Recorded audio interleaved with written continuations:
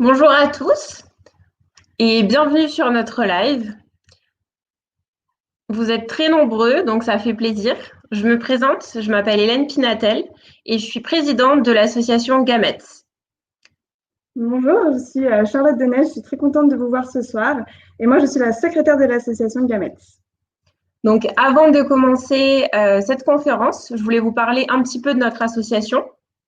Donc Gamets, c'est une association qui est composée de 18 étudiants en master biologie de la reproduction à l'université de Tours. Et nous avons créé cette association l'année dernière afin d'organiser des événements en lien avec notre cursus, donc à savoir la biologie de la reproduction. Cette structure d'association nous a permis d'organiser un congrès scientifique international qui s'est déroulé cette semaine et 7 conférences grand public. Donc ce sont des projets qui nous ont demandé beaucoup d'investissement, beaucoup de temps, et on a aussi dû faire face à la crise sanitaire, comme tout le monde, et nous avons dû donc repenser nos événements pour qu'ils deviennent du coup des événements virtuels. Et c'est pour ça qu'aujourd'hui, nous vous retrouvons sur ce live YouTube. En tout cas, nous sommes très fiers de tout ce que nous avons accompli et nous espérons que ça vous plaira et ça vous apportera de nombreuses informations. Donc cette conférence, elle va se dérouler en 3 parties. Dans un premier temps, le docteur Hébert va vous présenter les aspects de l'endométriose et la recontextualiser. Par la suite, c'est le docteur Germain qui va prendre le relais pour insister un petit peu plus sur la partie fertilité chez les femmes atteintes d'endométriose et vous présenter les solutions qui peuvent être envisagées. Et finalement, c'est Madame Goetz-Collinet qui va vous présenter son association, puisque c'est une des vice-présidentes de l'association Endo-France que nous avons la chance d'avoir ce soir avec nous et qui vous parlera de toutes les activités de l'association. Donc, nous allons maintenant accueillir le docteur Hébert pour cette première partie. Bonsoir à toutes et à tous. Merci d'être nombreux. Je ne sais pas combien vous êtes parce que ce sont seulement les organisatrices qui ont le décompte.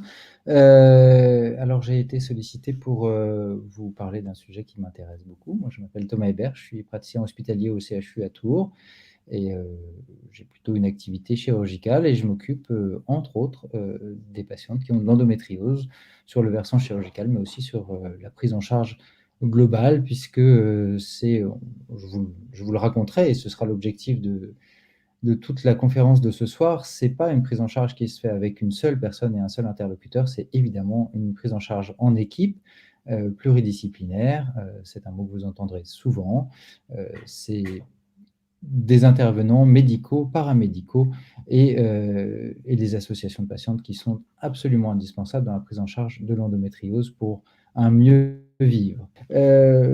L'endométriose, c'est une pathologie qui existe depuis probablement très très longtemps, mais elle est reconnue depuis peu. Vous voyez aujourd'hui, grâce aux efforts des associations de patientes et principalement d'Endo-France, aujourd'hui des communications grand public qui sont faites dans la rue. Mais la vraie question, c'est qu'est-ce que réellement l'endométriose? Parce qu'on en entend maintenant parler davantage, c'est une bonne chose, mais encore faut-il être précis pour savoir exactement qui est concerné. La définition de l'endométriose, elle est avant tout histologique. Alors histologique, c'est un gros mot pour dire que ça ne se confirme que sous le microscope à l'analyse. Et il s'agit en fait des glandes de l'endomètre. Alors l'endomètre, c'est la muqueuse qui tapisse l'utérus et qui permet la nidation lorsqu'il y a fécondation d'un ovocyte par un spermatozoïde. Et ces cellules endométriales, elles répondent à des stimulations hormonales. Et pour une raison qu'on ne maîtrise pas parfaitement, elles peuvent se retrouver ailleurs. Donc c'est la présence ectopique de glandes endométriales ou endométriales-like. Et il y a une autre définition qui est importante, c'est l'adénomiose. Vous en entendrez parler aussi, on abordera un peu le sujet. L'adénomiose, c'est une localisation de ces mêmes glandes endométriales au sein du muscle utérin, là où elles ne doivent pas être, puisqu'elles sont supposées rester à tapisser la cavité utérine et non pas à rentrer dans le muscle utérin. Voilà. Et il est aussi important de savoir que l'endométriose maladie se définit par la présence de symptômes. C'est-à-dire que le fait de trouver des lésions d'endométriose chez des femmes qui sont asymptomatiques n'implique pas de modification dans la qualité de vie, mais on reviendra dessus plus tard.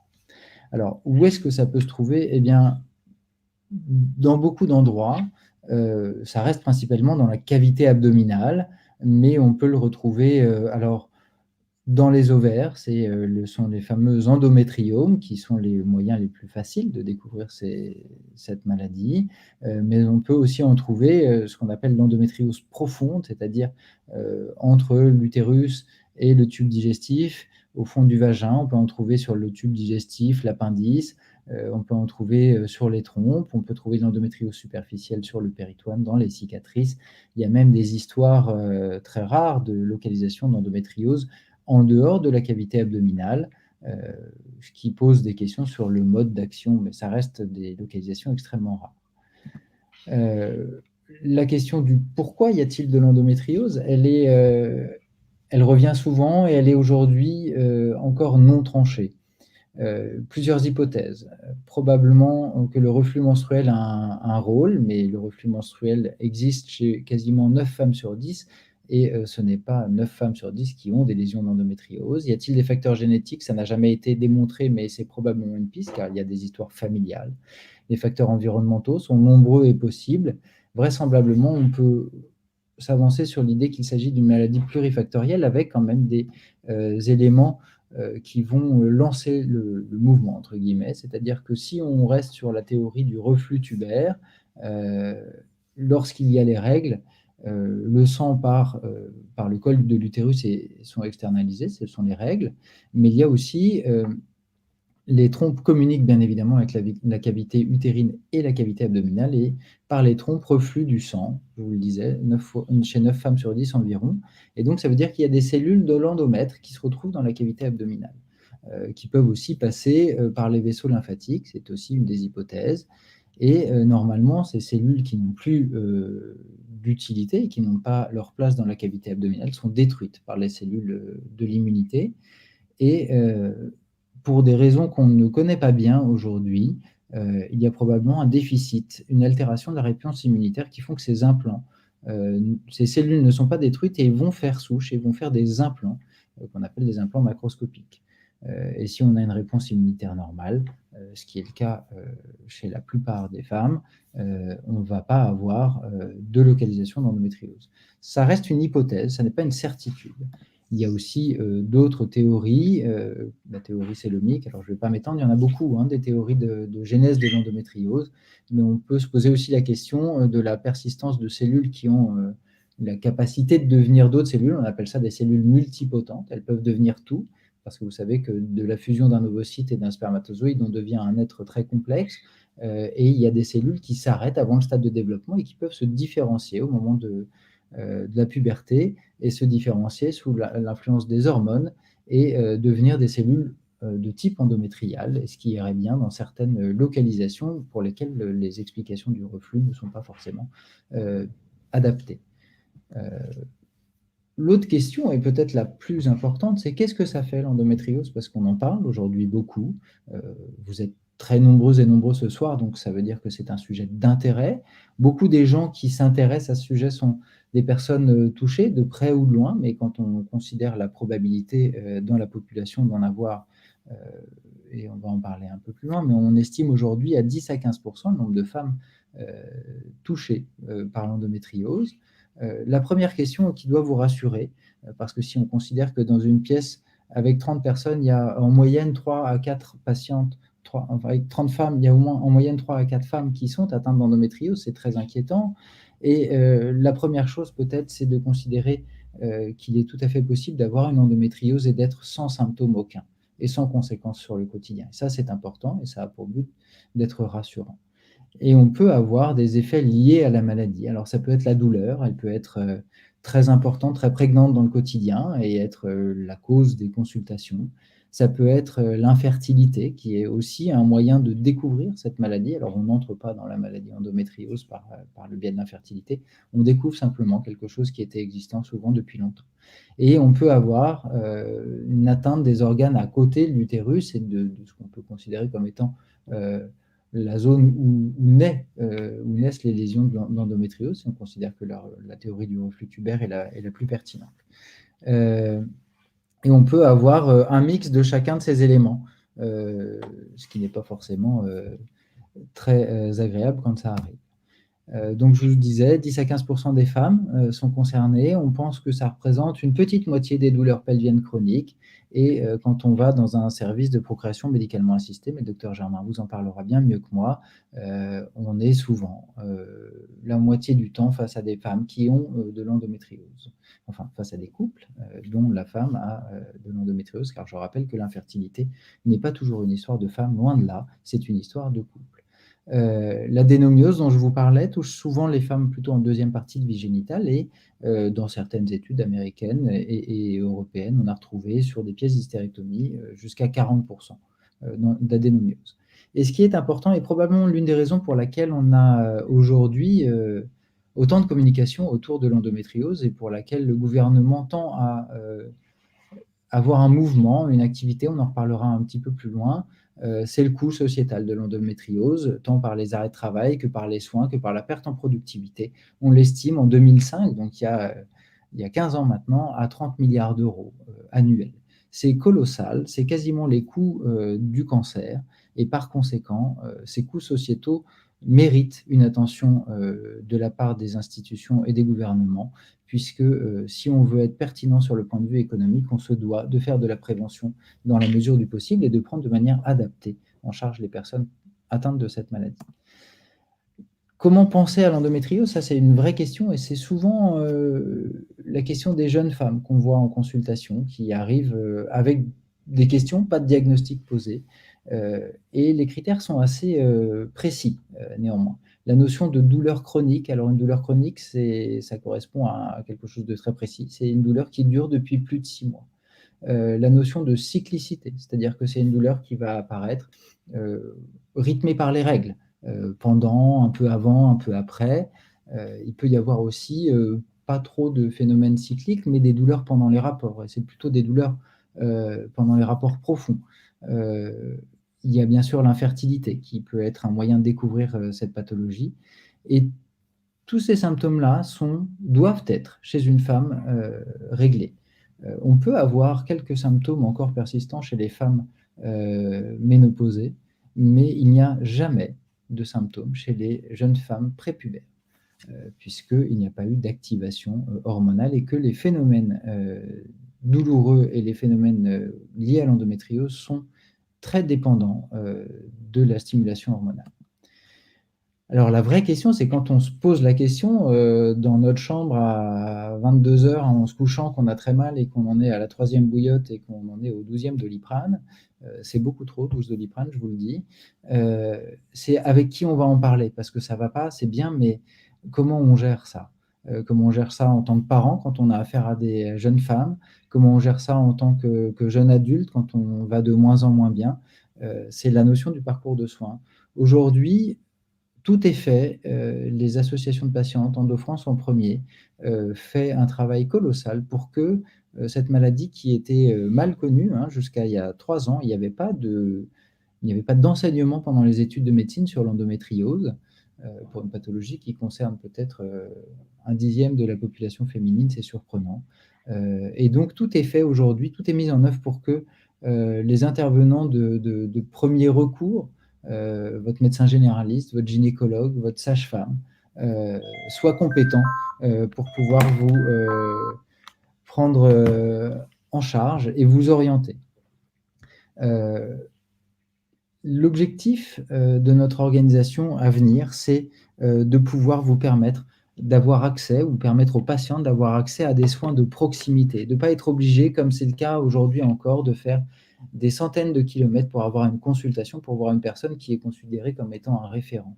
La prise en charge, dans 9 fois sur 10, est une prise en charge médicale et qui ne justifie pas forcément d'avoir un expert reconnu nationalement, mais d'avoir un interlocuteur qui s'y connaît et qui a reçu une formation. C'est l'intérêt de ces conférences, c'est pour ça qu'on y passe du temps et qu'on est prêt à donner de l'énergie pour que les patientes puissent avoir enfin une prise en charge à côté de chez elles et le cas échéant avoir recours dans certaines situations à des gens qui ont une activité très exclusive et donc une plus grande expérience. Mais c'est la plupart du temps, l'objectif, c'est que ce ne soit plus nécessaire. Et après, si vraiment on a besoin d'aller plus loin, on pourra avoir recours à des centres d'expertise, mais en première intention, l'examen clinique, l'échographie pelvienne orientée peuvent être faites dans les centres de proximité avec les gens que vous connaissez s'ils s'intéressent à ce sujet. Et après, pour poser le diagnostic de l'endométriose, je vous l'ai dit, le diagnostic, il est histologique, mais on a des examens qui vont nous aider. L'un des examens principaux, si l'échographie ne permet pas de poser le diagnostic, l'IRM pelvienne reste l'examen de référence, avec une échographie de référence qui est un très bon complément. Et après, d'autres examens qui sont détaillés là, mais qui n'ont pas une grande importance, peuvent être réalisés, mais sont plutôt à faire en troisième intention quand on est dans une discussion préopératoire. Et la question maintenant, c'est de se dire, c'est bien, on a évoqué le diagnostic, on a même posé le diagnostic, et qu'est-ce qu'on va faire pour prendre en charge les patientes qui ont de l'endométriose? Et la réponse, elle est, ça dépend. Ça dépend en fait du projet, ça dépend des objectifs de vie de la personne qui est concernée. Est-ce que vous vous rappelez de cette diapositive avec les 3 cercles concentriques? Est-ce que c'est la douleur qui est le plus préoccupant? Est-ce que c'est l'infertilité? Il faut savoir que des femmes qui ont mal mais qui sont infertiles sont capables de supporter des choses invraisemblables dans cet objectif de parentalité. À nous de pouvoir les accompagner et leur trouver des solutions. Et parfois, l'atteinte des organes de voisinage va devenir, alors que ce n'était peut-être pas la question de la consultation initialement, mais ça peut devenir au premier plan des préoccupations thérapeutiques. Et donc, on va adapter notre prise en charge en fonction de ça. Les objectifs, c'est évidemment, en tout premier, d'améliorer la qualité de vie. L'envie de tout le monde, c'est d'avoir une vie qui ressemble à celle de nos copains, de nos copines et de nos voisins, en tout cas ceux qui ont une vie qui fait envie. Donc on a tous envie d'avoir une meilleure vie, et l'objectif des traitements et de la prise en charge, c'est d'améliorer cette qualité de vie. Ça ne peut passer que par une écoute très précise des besoins des patients. L'autre objectif, souvent, c'est d'accompagner les couples dans leur projet de parentalité, et c'est un des éléments pour lequel le docteur Germain détaillera bien plus, parce que ça vient souvent avec la procréation médicalement assistée. Alors, on s'était dit qu'on ferait peut-être des pauses au milieu des présentations pour éventuellement répondre aux questions, pour éviter d'avoir beaucoup de questions à la fin de la présentation et puis qu'elles soient plus pertinentes.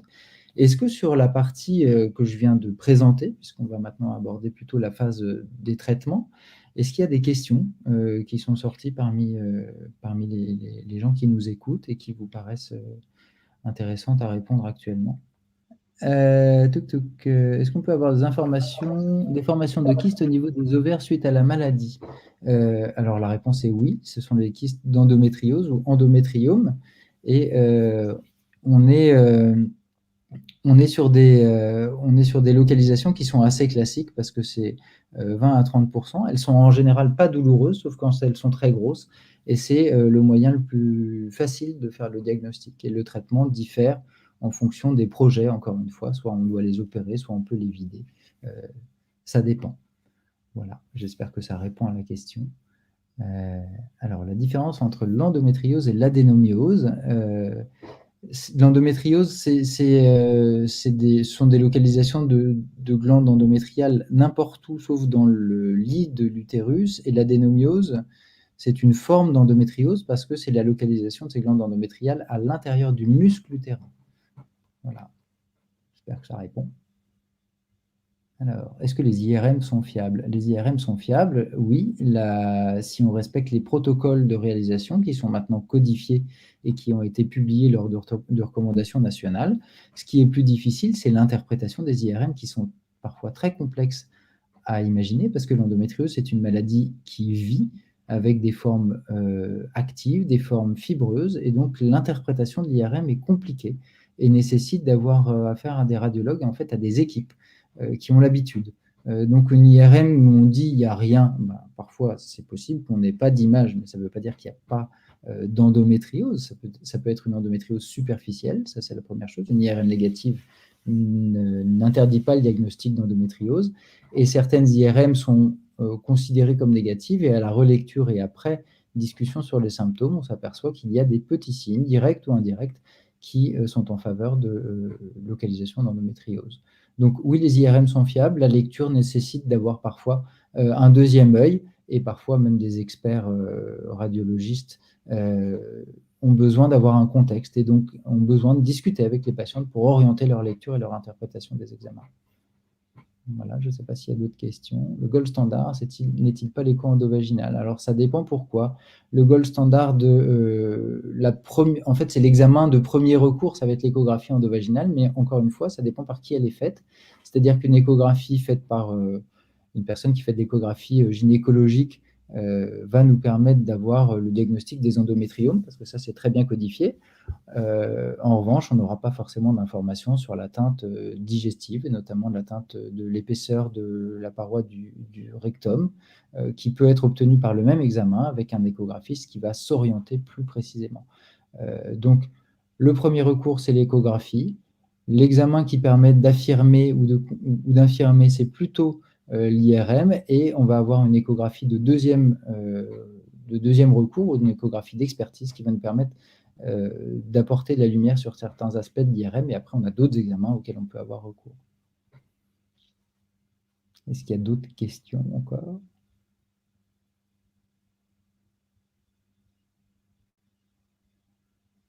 Bonsoir. Est-ce que l'adénomiose peut être à l'origine de problèmes digestifs tels que ballonnement, constipation, gonflement?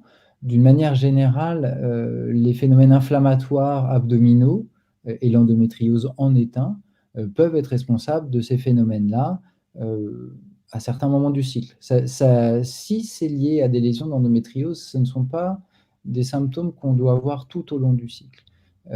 Après, il y a d'autres causes à ça, hein. Mais oui, donc l'adénomiose peut être responsable de ces symptômes-là, effectivement. Je ne sais pas s'il y a d'autres questions. Est-ce que l'endométriose, c'est à vie ou est-ce que ça se soigne? On peut considérer que c'est une pathologie chronique, un peu comme pourrait l'être le diabète, c'est-à-dire que c'est souvent une compagne, pas forcément une bonne compagne, mais une compagne. Il est quand même la plupart du temps, il y a un moment donné où les chemins se séparent, parce qu'au moment de la ménopause, les symptômes sont souvent beaucoup moins prégnants chez la plupart des patientes. Et donc, c'est une maladie chronique, mais ça se soigne parce qu'on a des moyens de prendre en charge médicalement, chirurgicalement. On peut accompagner sur les projets de parentalité. Donc aujourd'hui, à la différence des femmes qui étaient atteintes d'endométriose il y a 100 ans, on a des solutions à proposer, et donc on peut espérer avoir une qualité de vie proche de ce qu'on peut considérer comme normal, si tant est qu'il y a une norme dans la qualité de vie. Voilà, je ne sais pas s'il y a d'autres questions encore. Est-ce qu'on peut faire un diagnostic différentiel en SOPK et endométriose? Oui, parce que c'est des critères d'imagerie et des critères biologiques. Alors, le docteur Germain sera beaucoup plus pointu que moi, parce que je ne suis pas forcément très compétent en endocrinologie, mais les syndromes des ovaires polykystiques, il y a des critères, d'abord des critères physiologiques et de signes extérieurs. Il y a des caractéristiques physiques, il y a des caractéristiques à l'imagerie, il y a des caractéristiques biologiques aussi. Donc oui, on peut bien sûr faire le diagnostic différentiel, mais on peut avoir les deux, malheureusement. Voilà, j'espère que ça répond à la question. Alors, comment pouvez-vous expliquer que, étant ménopausée, je puisse encore avoir de fortes douleurs à certaines périodes? Alors, il y a deux raisons à ça. La première, c'est que la ménopause, elle ne se fait pas en une fois, elle évolue. Donc, si c'est une ménopause récente, on peut encore avoir des variations hormonales qui peuvent expliquer qu'il y ait des variations dans le cycle, en fait, dans des cycles résiduels. Il n'y a plus assez de variations hormonales pour faire des règles, notamment il n'y a plus d'ovulation, mais il y a encore une activité endocrinienne des ovaires qui sécrètent des œstrogènes notamment. Ça, c'est la première cause, si c'est des douleurs qui sont encore cycliques. Et chez les femmes ménopausées qui ont des lésions d'endométriose qui sont anciennes et qui sont devenues fibreuses, si elles font mal, elles feront mal toujours tant qu'on ne les aura pas levées, parce qu'en fait, elles ne répondent plus aux variations hormonales. Ce sont des gaines fibreuses qui, si elles compriment un nerf ou qui, si elles sont au contact d'une anse digestive, peut être responsable de douleurs de manière prolongée. Et là, on n'a plus cette notion de cyclicité. Voilà. Vous l'avez compris, parce qu'on a affaire à des femmes d'âge différents, mais souvent jeunes. C'est une maladie qui n'est pas un cancer. Ça ne tue pas les gens, l'endométriose. Ça tuait peut-être, autant jadis, quand on ne prenait pas en charge et qu'il y avait des compressions d'organes, mais aujourd'hui, en 2020, personne ne meurt d'endométriose. On peut mourir de négligence, mais on ne peut pas mourir de l'endométriose. Donc, il faut qu'on trouve un moyen d'avoir un équilibre entre les traitements qu'on va offrir, qui ont des effets secondaires, qui peuvent avoir des risques, et le bénéfice que les femmes vont en tirer. On est chez des personnes qui peuvent avoir des douleurs chroniques très invalidantes, ce qu'on appelle des syndromes de sensibilisation, c'est-à-dire des douleurs qui sont potentialisées. Vous avez un élément qui fait une douleur et puis derrière, ça tourne, ça tourne, ça tourne. C'est la même différence que quand vous jetez un mégot de cigarette dans la forêt du côté de Ramatuelle au mois d'août. Il ne se passe pas tout à fait la même chose que si vous jetez le même mégot de cigarette dans la forêt en Laponie au mois de décembre. La différence, c'est le terrain. Et pour une étincelle qui va allumer un phénomène douloureux, un feu de forêt, on ne va pas avoir la même chose chez d'autres femmes. Mais les femmes qui sont atteintes de syndrome de sensibilisation sont des personnes qui vont avoir une prise en charge complexe parce que ce n'est pas que l'endométriose. L'endométriose a allumé les phénomènes douloureux, mais derrière, ce n'est pas parce qu'on éteint l'étincelle qu'on éteint le feu de forêt. Il y a bien sûr l'infertilité, la compression d'organes, mais on est face à des personnes qui ne vont pas décéder de leur maladie et qui sont jeunes, et il faut aussi préserver la fonction des organes et limiter au plus possible les séquelles de nos gestes et les effets secondaires des traitements. Quand on parle des douleurs, c'est quand même malheureusement souvent un des éléments qui fait poser le diagnostic. La première option, c'est le traitement hormonal, c'est le traitement de fond de la maladie endométriose, et l'objectif est de bloquer l'activité. Donc on bloque les règles, et le meilleur moyen de le faire et le plus simple, c'est la pilule. Et ça, c'est le traitement de base. On commence toujours par ça, et après on réfléchit à ce qui reste comme douleur et à ce qui répond bien, et on joue ensuite sur les différents traitements, les différentes pilules pour adapter à la tolérance. Et après, il faut traiter les symptômes. Les symptômes, c'est des phénomènes très douloureux où quand pendant 8, 10, 15 jours par mois, les femmes sont totalement incapables d'affronter une vie quotidienne dans de bonnes conditions, il faut qu'on puisse les accompagner. Les meilleurs traitements pour ça, c'est les médicaments qui vont bloquer les phénomènes inflammatoires. Donc, c'est les anti-inflammatoires qui vont permettre de gérer les épisodes douloureux. Et il faut surtout éviter, tant que faire se peut, la prise des dérivés de la morphine. C'est dans les médicaments contre la douleur, il y a les anti-inflammatoires qui sont à prendre avec précaution, mais dans cette indication, c'est une très bonne indication. Et les médicaments antalgiques qui sont dérivés de la morphine, qui fonctionnent sur le contrôle de la douleur, mais qui n'ont pas vraiment de plafond.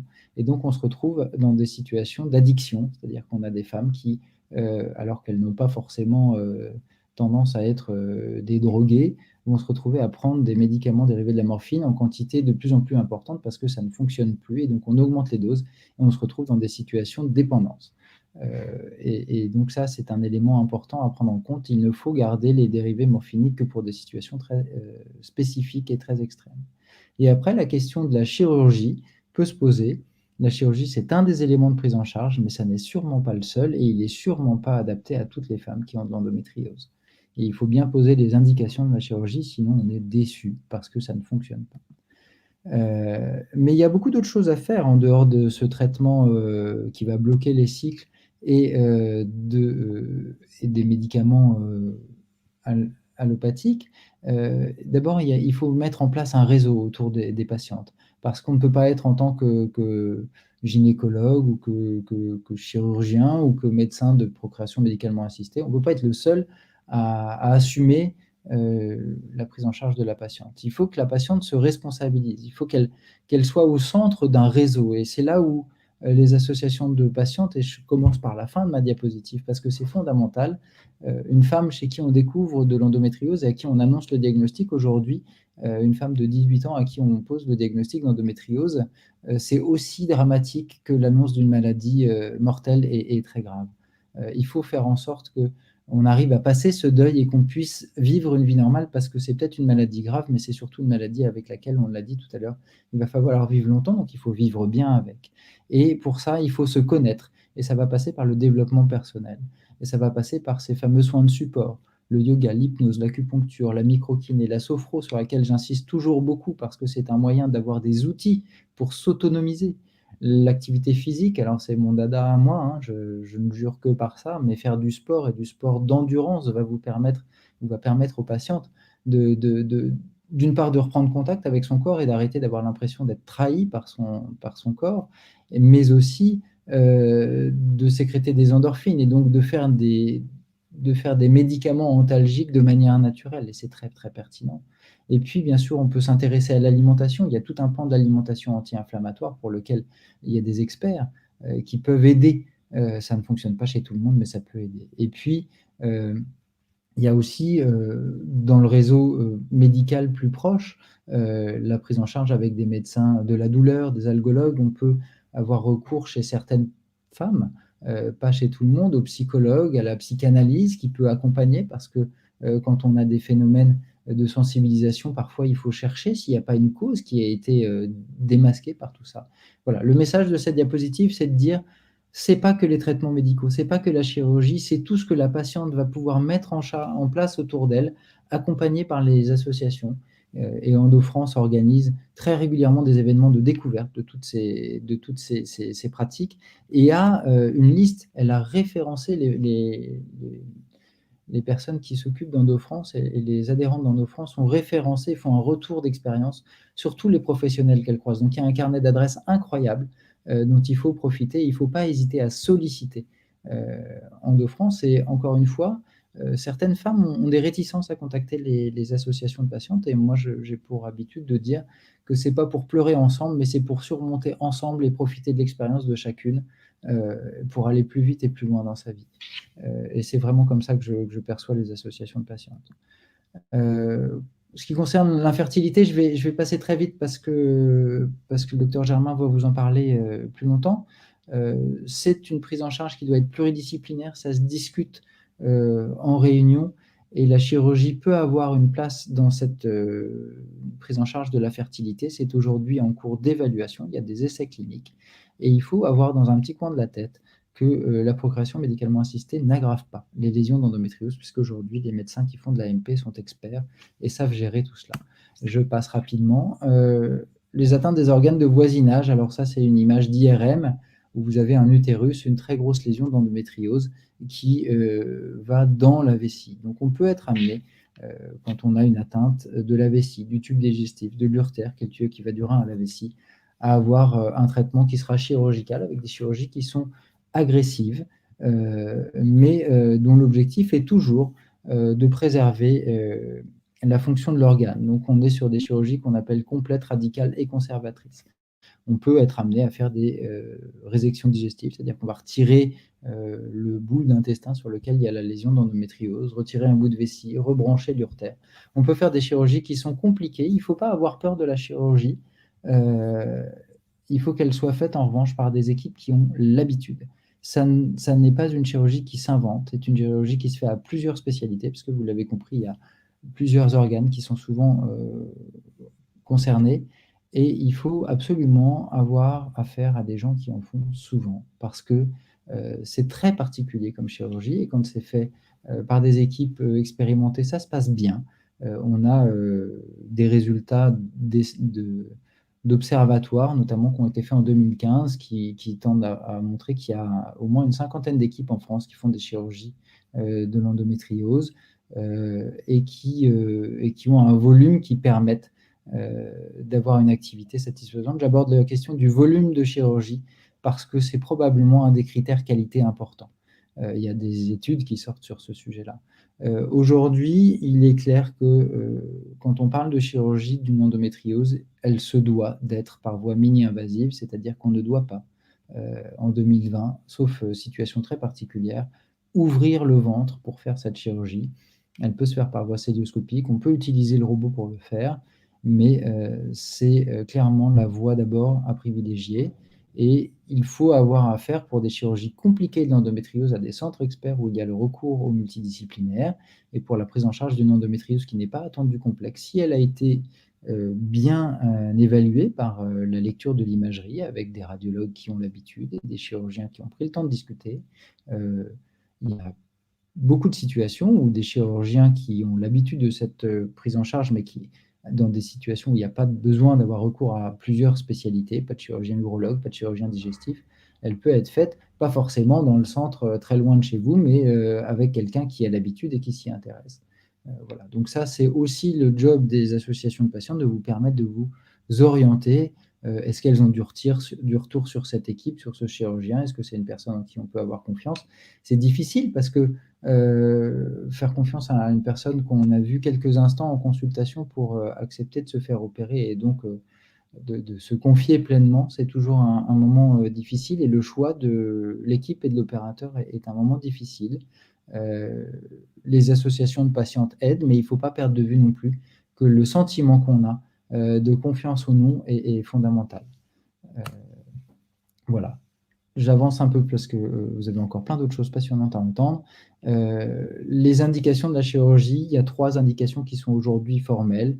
Les situations d'infertilité où la procréation médicalement assistée est en échec, dans les FIV notamment.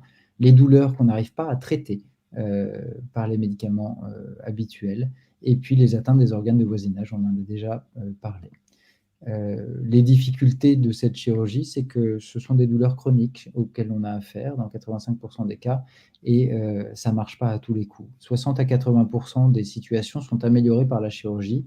Souvent, on arrive à le dire quand on a l'habitude un peu de prendre en charge les patients pour l'endométriose. Si on a des symptômes qui correspondent à des localisations, on sait qu'on va les améliorer. Si on a des symptômes qui sont très variés et pas ou peu de localisation, on a une forte probabilité de ne pas arriver à solutionner le problème avec la chirurgie.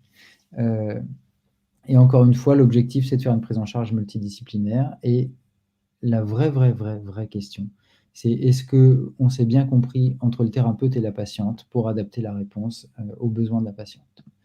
Voilà, donc la chirurgie, elle doit être radicale pour la maladie, conservatrice pour la fonction et évidemment, surtout et avant toute chose, en accord avec le projet de la patiente. Je vais avancer encore un peu peut-être, mais est-ce qu'il y a des questions? Qu'est-ce que la microkiné? C'est une bonne question, il faudrait poser la question au microkiné. Je ne connais pas le principe réellement, donc il y en a peut-être dans l'audience et je ne voudrais pas dire des choses fausses. Le principe, c'est des micro-manipulations et ce que j'en sais pour avoir un certain nombre de patientes qui ont été prises en charge par des gens qui pratiquent la microkinésithérapie, c'est que le bénéfice peut être certain. Après, je vous avoue que je n'ai pas fait d'études de microkinésithérapie, donc je n'irai pas plus loin dans l'explication, mais je suis sûr que vous trouverez beaucoup d'informations sur le sujet en fouillant un tout petit peu. Voilà. Est-ce que l'endométriose peut apparaître après une hystérectomie? Oui, on peut avoir des lésions d'endométriose qui n'étaient pas forcément identifiées avant avec des symptômes. En général, l'hystérectomie, elle a été faite pour une cause et c'est souvent pour des douleurs ou des saignements abondants et on peut avoir après l'hystérectomie l'apparition de lésions d'endométriose. C'est pas exceptionnel. Enfin, c'est exceptionnel, mais c'est pas impossible. Voilà. Est-ce qu'on risque l'aggravation de la maladie quand on stoppe le traitement pilule continue? Oui, clairement, le traitement contraception, enfin le traitement hormonal, c'est plus une contraception, c'est un traitement. Comme quand on a du diabète et qu'on prend de l'insuline, quand on arrête l'insuline, ça se passe pas bien. Quand on a une endométriose et qu'elle nécessite un blocage de l'activité ovarienne pour avoir une amélioration, quand on arrête le traitement, on s'expose à une récidive des symptômes. Donc, ça peut se faire, bien sûr, on n'est pas obligé de l'apprendre toujours et toute sa vie, mais quand on arrête le traitement, il faut savoir qu'on s'expose à une aggravation des choses. Et donc, il faut absolument en discuter avec la personne qui vous a prescrit le traitement avant d'envisager d'arrêter. Parce que le risque, c'est souvent qu'on arrête la contraception dans l'objectif de faire une grossesse, ce qui est la bonne chose à faire, mais il faut souvent en discuter avec la personne qui vous a pris en charge pour essayer de mettre des limites pour que vous ne vous retrouviez pas dans une situation où la sexualité est très dégradée parce que les douleurs sont insupportables et finalement cette tentative de grossesse spontanée devient un cauchemar et n'aboutit pas à une grossesse et éventuellement même aboutit à une grosse dégradation du quotidien. Donc oui, on peut arrêter la pilule, oui, ça risque d'aggraver les choses et en général, quand on le fait, c'est pas mal d'en discuter avec la personne qui vous prend en charge. Donc la prise en charge, vous l'avez compris, c'est quelque chose qui doit se prévoir dans la durée parce qu'on va avoir les patientes à 20 ans, à 30 ans, à 40 ans, à 50 ans. Et donc il faut qu'on adapte nos réponses parce que une jeune femme de 20 ans n'a pas les mêmes demandes qu'une jeune femme de 40 ans. Et donc il faut qu'on soit en tant que thérapeute à l'écoute avant toute chose. Et il faut surtout que les femmes se responsabilisent. Les patientes doivent se responsabiliser parce que leur docteur ne sera pas là pour leur apporter une bouillotte à 3 heures du matin quand elles iront pas bien. Donc, il faut qu'elles soient capables de solliciter plusieurs intervenants pour arriver à avoir un confort de vie. Et la personne sur laquelle elles peuvent le plus compter et qui la comprend le mieux, ce sont elles. Et c'est tout l'intérêt du réseau de soins et de travailler dans le développement personnel. Voilà. Alors, juste pour finir, j'en ai déjà parlé un petit peu. En 2018, on a eu la chance d'avoir, suite aux nombreuses sollicitations des associations de patientes et d'Endo-France en particulier, une demande et la publication de recommandations de prise en charge de la HAS. Donc, elles sont accessibles à tout le monde sur le site de la HAS. Alors, vous pouvez lire in extenso, ça doit faire 500 pages. Vous pouvez lire les formes courtes pour les professionnels de santé, mais aussi pour les patientes qui souvent n'attendent pas qu'on leur propose pour le faire. Et l'idée, c'est qu'en parallèle de ces recommandations, il y a une demande de création de réseaux de prise en charge. Aujourd'hui, les réseaux ne sont pas encore complètement finalisés. Sachez quand même que de nombreuses équipes se sont mises en relation pour réfléchir au sujet. Et l'objectif est que dans tous les endroits, alors c'est agnostique du privé ou du public, c'est une prise en charge par des praticiens de santé de proximité, avec la possibilité dans chaque région d'aller dans l'hôpital ou la clinique à côté de chez vous pour peu que la personne s'y intéresse et qu'on puisse discuter au sein de la région pour pouvoir vous orienter au mieux, mais que la prise en charge initiale puisse être faite à proximité de chez les patientes pour pouvoir éviter des situations où il y a 4 heures de route pour avoir une consultation et parfois avoir juste une pilule. Moi, je vis dans une région qui n'est pas extrêmement densément peuplée et il n'est pas exceptionnel que j'ai des patientes qui fassent 200 km pour venir en consultation et où parfois, à la fin de la consultation, le traitement, c'est une contraception. Alors, il y a d'autres choses que simplement l'ordonnance qui arrive pendant une consultation. On discute de beaucoup de choses. Mais souvent, une prise en charge initiale peut être faite à proximité et ne nécessite pas un expert qui consacre l'essentiel de son activité à ça, parce qu'un expert, ça n'est rien d'autre que quelqu'un qui fait beaucoup de fois ça, et c'est pas autre chose. Voilà. Donc, n'hésitez pas à solliciter les gens à proximité de chez vous si vous avez l'impression que vous avez de l'endométriose. Et ces réseaux existent, ils sont efficients aujourd'hui, même s'ils ne sont pas étiquetés. Je ne désespère pas que d'ici 1 ou 2 ans, on ait un marquage officiel, mais de plus en plus de centres sont compétents. Et encore une fois, Endo-France tient le compte de manière très vigilante de qui s'intéresse au sujet et saura vous guider si vous avez besoin. Je vous remercie beaucoup de votre attention. J'ai fini. S'il y a d'autres questions, je suis à votre disposition. Sinon, j'ai déjà pris beaucoup de temps et je laisserai la parole à mon collègue. Merci beaucoup, Dr Hébert. C'était vraiment très intéressant. Pour l'instant, au niveau questions, c'est bon. Donc, je pense qu'on va enchaîner avec le Dr Germain. Super, merci beaucoup. Merci à tout le monde et je vous souhaite une belle fin de session qui ne manque pas d'être formidable. Merci. Et donc, bonsoir à tous. Je me présente également. Donc, je suis le docteur Jocelyn Germain et je suis gynécologue obstétricien et je travaille dans le service d'aide médicale à la procréation, donc au CHRU de Nancy. Donc, dans un premier temps, je vais aborder un petit peu plus de manière générale ce qu'est l'aide médicale à la procréation, à qui il s'adresse et ensuite, j'irai un petit peu plus en détail sur les causes d'infertilité qu'il peut y avoir dans le cadre de l'endométriose, ainsi que les traitements qu'on peut apporter aux patients.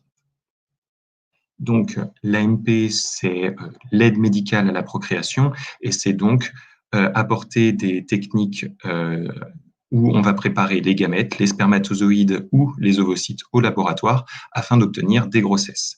Elle s'adresse aux couples qui ont donc une difficulté à concevoir, et ça se présente par le fait d'avoir plus d'1 an sans réussir à obtenir une grossesse dans le couple, ou alors les couples où on sait qu'il peut y avoir des facteurs de risque d'avoir une infertilité, comme les couples où la patiente va être atteinte d'endométriose.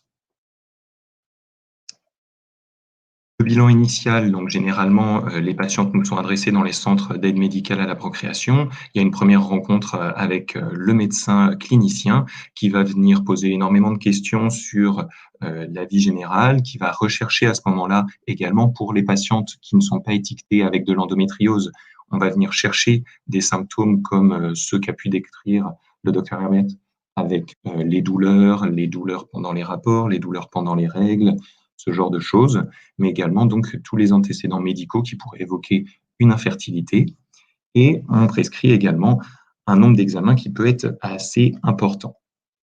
Donc, les premiers examens qu'on va prescrire, ce seront des bilans sanguins pour les 2 membres du couple. Pour la patiente, on prescrit donc des sérologies à elle et à son conjoint, où ça, c'est quelque chose qui est obligatoire en aide médicale à la procréation pour se retrouver dans des situations sécuritaires par rapport aux 2 membres du couple. Donc, des sérologies, c'est faire une prise de sang pour vérifier que personne n'est atteint d'une maladie qui pourrait être sexuellement transmissible. On fait également chez madame un bilan hormonal afin de vérifier le fonctionnement des ovaires. Et dans ce bilan hormonal, il y a une hormone qui peut être assez connue, qui est l'hormone antimullérienne, qui permet d'être un reflet assez bon de la réserve ovarienne. Ensuite, pour l'homme, il y a que 2 autres examens avant de poursuivre. C'est un spermogramme et une spermoculture, où donc ça se fait avec un recueil de sperme et on va venir vérifier la quantité de spermatozoïdes, leur forme, ainsi que leur vitalité. Chez la patiente, c'est le moment où on commence des examens également pour venir vérifier la morphologie de l'utérus et des ovaires. C'est à ce moment-là, chez certaines patientes qui n'avaient pas de symptômes, qu'on peut également découvrir de l'endométriose avec des signes à l'échographie qui peuvent évoquer de l'adénomiose ou des endométriomes dont on a parlé. Et si certaines personnes sont habituées à l'échographie pelvienne et à rechercher des lésions d'endométriose, on peut retrouver à ce moment-là également d'autres lésions éventuellement d'endométriose profonde avec des épaississements de certains tissus. Il y a un dernier examen avant de poursuivre plus loin, c'est l'hystérosalpingographie, qui est donc une radiographie de l'utérus qui va permettre de vérifier que les trompes soient perméables, donc qu'il y ait bien un passage entre la cavité utérine et la cavité abdominale, qui est le passage par lequel donc passent les spermatozoïdes pour venir rejoindre l'ovocyte et qu'il y ait fécondation. Et ensuite, il faut que l'embryon obtenu par fécondation fasse le trajet inverse. Et donc, cet examen-ci, il se passe dans un cabinet de radiologie ou dans les centres de radiologie des différents hôpitaux. Et il y a donc un produit de contraste qui est injecté dans l'utérus avec différents clichés qui sont faits pour vérifier le passage au niveau des trompes. Lors de la seconde consultation, le médecin récupère tous les examens, il fait une synthèse de tout ce qui a été remarqué au niveau donc clinique et biologique, et on va essayer de trouver pourquoi il y a une infertilité dans le couple. À ce moment-là, soit il y a certains points d'appel et il va falloir faire des examens complémentaires pour aller un petit peu plus loin, soit on a déjà une très bonne idée de ce qui pose un problème et on peut directement prévoir les techniques pour obtenir une grossesse. Et enfin, non, ça me semble tout déjà. Est-on forcément concerné par l'infertilité s'il y a de l'endométriose? Non, c'est pas obligatoire. Toutes les patientes ne sont pas C'est comme ce que disait le docteur Herbert tout à l'heure, toutes les patientes qui ont de l'endométriose ne sont pas symptomatiques, il y a certaines qui n'ont pas de douleur et un certain n'est également pas atteinte d'infertilité. Il y a seulement 20 à 40%, ce qui est déjà beaucoup, des patientes qui ont de l'endométriose qui ont une infertilité. Pour augmenter ses chances d'avoir un enfant, combien d'ovocytes faut-il préserver? Alors ça, c'est quelque chose que j'allais aborder un petit peu plus loin. Quel est l'âge maximum pour la FIV? L'âge maximum pour la FIV, c'est quelque chose qui est plus légal en France et c'est la 42e année de vie qui est révolue, donc à partir du moment où on a fêté son 43e anniversaire. Cette année, les choses étaient un petit peu différentes avec le contexte de la Covid, où les patientes qui fêtaient leur anniversaire cette année on leur permettait de poursuivre un petit peu les chances jusqu'à la fin de l'année. Je ne sais pas ce qui va en être pour l'année prochaine, mais je pense qu'il y aura de nouveau des discussions de ce côté-là pour aider un petit peu les couples. Généralement, pour les patientes qui désirent donc faire une préservation de fertilité, on espère obtenir un petit peu plus de 10 ovocytes cryopréservés. Donc, les particularités de l'endométriose, donc par rapport à l'infertilité, c'est que l'endométriose, comme l'avait dit mon collègue tout à l'heure, elle peut atteindre différentes parties à l'intérieur de la cavité abdominale et ces différentes parties qui vont causer l'infertilité, ce sera une atteinte tubaire, donc des trompes, une atteinte ovarienne avec les endométriomes et une atteinte utérine avec l'adénomiose. Donc voilà, je remettais un petit peu les chiffres que je venais de donner. Toutes les patientes atteintes d'endométriose ne sont pas concernées par l'infertilité. C'était donc plutôt 60 à 70% qui n'étaient pas atteintes. L'atteinte tubaire, je revenais donc un petit peu dessus, c'est donc l'atteinte qui va être plus péritonéale. Le péritoine, c'est le feuillet qu'il y a à l'intérieur de la cavité abdominale, là où va venir s'implanter l'endométriose. Ça peut causer des adhérences à l'intérieur du ventre qui va pouvoir venir faire des rétractions et empêcher que la trompe ait une forme correcte. Elle peut donner un coude à cet endroit-là sur la trompe et empêcher les spermatozoïdes d'évoluer correctement. Ensuite, on a parlé éventuellement tout à l'heure des causes avec des phénomènes inflammatoires, puis des cicatrisations qui peuvent donner un petit peu de fibrose. Et ça également, ça va pouvoir gêner le passage au niveau des trompes. Les trompes, elles peuvent être également atteintes directement. Si il y a de l'endomètre qui vient s'installer à l'intérieur de la trompe, ce n'est pas le même tissu qu'il y a normalement à l'intérieur de la trompe et à l'intérieur de l'utérus, l'endomètre. Et donc, ça va gêner pour certaines choses. Ça va pouvoir boucher directement si c'est des grosses lésions qui sont mises à cet endroit-là, mais ça va pouvoir également diminuer le péristaltisme de la trompe. Le péristaltisme, qu'est-ce que c'est? À l'intérieur de la trompe, il y a des petits muscles qui vont permettre qu'elle se contracte et qu'elle fasse avancer dans un sens les spermatozoïdes dans la première partie du cycle et dans la deuxième partie du cycle pour pouvoir faire revenir l'embryon. Et donc, il y a ce péristaltisme dans un certain sens. Je parlais également du tissu qu'il y a à l'intérieur de la trompe. Il y a des cellules avec des petits flagelles qui vont pareil, avoir des mouvements qui vont permettre de ramener les spermatozoïdes dans un sens et l'embryon dans l'autre. Ce type d'atteinte, elle peut être gênante et elle peut obliger les patientes à passer directement en FIV, puisque donc les spermatozoïdes ne peuvent pas atteindre les ovocytes. Et chez certaines patientes, ça peut être obligé qu'il y ait une prise en charge chirurgicale. Généralement, ce choix se fait en réunion pluridisciplinaire. Comme on vous avait dit, c'est quelque chose qui va revenir souvent. Et donc, il y a des réunions de concertation pluridisciplinaires avec des gynécologues chirurgiens, des gynécologues ou des gynécologues médicaux qui font de l'aide médicale à la procréation. Et parfois, il y a certains endocrinologues qui nous rejoignent dans ces conversations, les chirurgiens des autres organes et des radiologues. Et on discute ensemble de la meilleure prise en charge des patientes pour savoir dans quel sens ce sera le plus rapide pour les patientes d'obtenir une grossesse et le plus efficace pour traiter leur endométriose. Parfois, on peut également chercher à obtenir une nouvelle perméabilité tubaire si l'atteinte est faible. L'atteinte ovarienne, donc ça, c'est quand il y a l'implantation de l'endométriose au niveau des ovaires et donc les endométriomes. L'évolution des kystes, s'ils grossissent beaucoup, ils peuvent venir altérer la réserve ovarienne et la faire diminuer. Ça a également un deuxième phénomène, on a parlé plusieurs fois des phénomènes inflammatoires à ce moment-là, et ça va pouvoir être délétère pour l'embryon. L'embryon, il est censé être dans un climat qui n'est pas inflammatoire, avec de nombreuses protéines qui vont venir recruter les globules blancs, et ça peut être très délétère pour les embryons.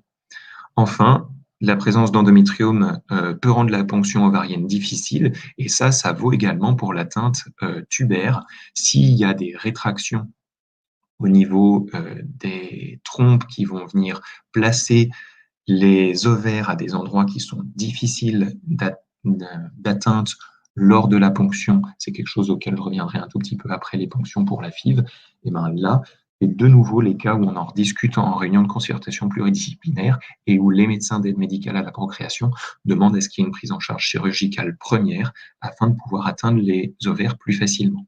Si les ovaires restent à leur position, s'il y a un endométriome sur le chemin pour venir atteindre les ovocytes au moment de la ponction, on peut être gênant aussi. On n'est pas censé traverser l'endométriome, encore une fois, à cause des phénomènes inflammatoires. Et enfin, un dernier point sur lequel nous, on cherche à être vigilants et où on ne cherche pas forcément à envoyer les patientes dans un premier temps vers la chirurgie et où on cherche également à ce qu'elles soient prises en charge par des équipes qui ont l'habitude. On cherche à la prise en charge chirurgicale peut parfois diminuer la réserve ovarienne. Donc, on cherche une prise en charge qui est le plus limitée possible. L'atteinte utérine, ça c'est l'adénomiose dont on a parlé plusieurs fois. De nouveau, elle va produire des phénomènes qui sont inflammatoires, délétères pour l'implantation des embryons, parce que c'est un moment qui est important où il y a une balance entre un côté un petit peu hypo-inflammatoire pour permettre à l'utérus d'accueillir quelque chose qui n'a plus totalement le même matériel génétique que la mère et qui peut être un tout petit peu perçu comme un corps étranger. Donc, l'immunité est légèrement diminuée normalement. Et donc, s'il y a des phénomènes inflammatoires augmentés, ça peut être difficile pour l'embryon de venir s'implanter. Il y a également une diminution de la vascularisation de l'endomètre qui peut être délétère à ce moment-ci.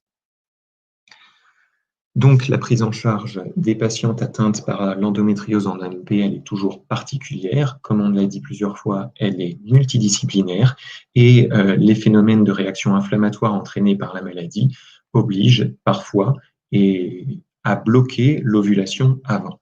Donc ça peut être un petit peu mal vécu par certaines patientes qui viennent nous voir avec un désir de grossesse et où on leur explique que dans un premier temps, il va falloir calmer la maladie, bloquer les ovaires et les cycles pendant un certain nombre de mois avant de pouvoir envisager une prise en charge correcte pour leur bien et pour attendre au final le moins longtemps possible et perdre le moins de chances possible avec les embryons qui auront été obtenus.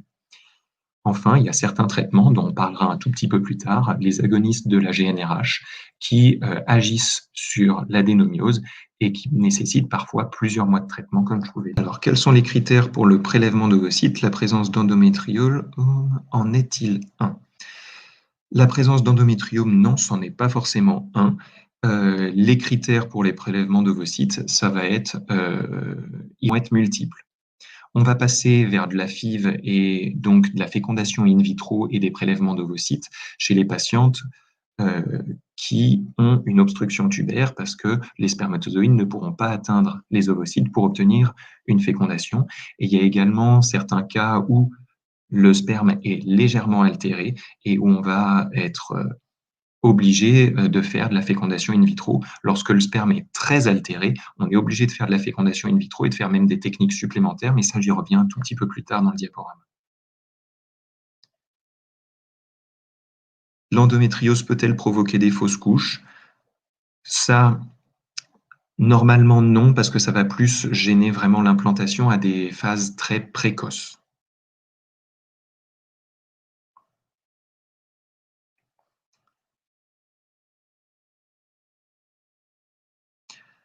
Alors, quel est l'âge le plus adéquat pour essayer de tomber enceinte avec de l'endométriose?